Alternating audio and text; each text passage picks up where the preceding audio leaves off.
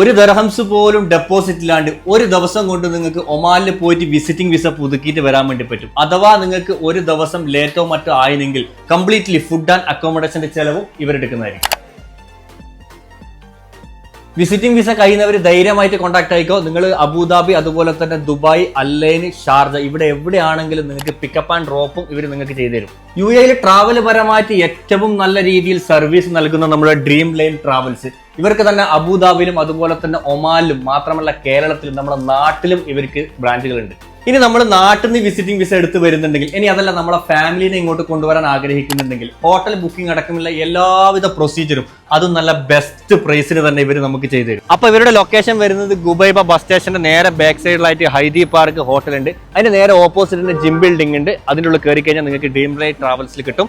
നിങ്ങൾക്ക് എന്ത് ട്രാവൽ പരമായിട്ടുള്ള എന്ത് സഹായം വേണമെങ്കിലും 100% നിങ്ങൾക്ക് കൈ കൊടുക്കാൻ വേണ്ടി പറ്റും. കോൺടാക്ട് നമ്പർ ഞാൻ അടിയിൽ കൊടുക്കുന്നുണ്ട്. ധൈര്യമായിട്ട് കോൺടാക്ട് ചെയ്യുക.